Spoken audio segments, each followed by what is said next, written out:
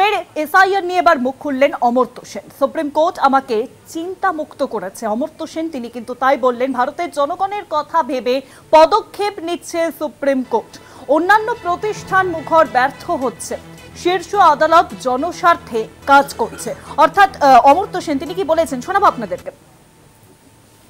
Well, I'm less concerned about SIR now, since the Supreme Court has taken a very forthright position in standing up against eliminating voters from existing roles, and also mentioned how important this issue is for Indian democracy.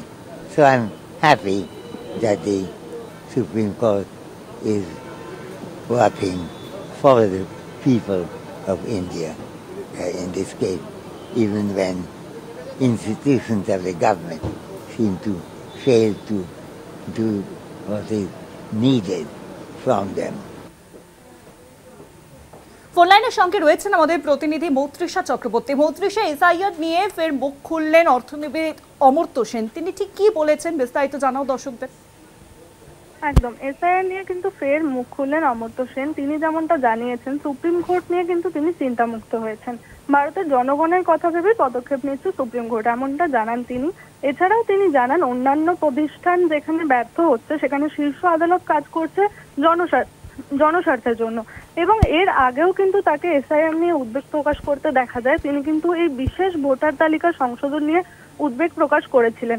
তিনি এরপর যখন supreme court রায় দেন যে প্রয়োজনীয় 11টি নথির মধ্যে কিন্তু আধার card ধার্য করা হবে এবং প্রয়োজনীয় নথিগুলির মধ্যে অন্যতম হিসেবে গ্রহণ করা হবে আধার কার্ড। তো এরপর রীতিমতো চিন্তামুক্ত হয়েছেন অমর্ত্য সেন। তিনি কিন্তু জানিয়েছেন যে এসআইআর একটি অত্যন্ত গুরুত্বপূর্ণ প্রক্রিয়া বলে তিনি জানান এবং তিনি তার উদ্বেগ প্রকাশ করেছিলেন সেটা নিয়ে কিছুটা হলেও চিন্তামুক্ত হয়েছেন তিনি।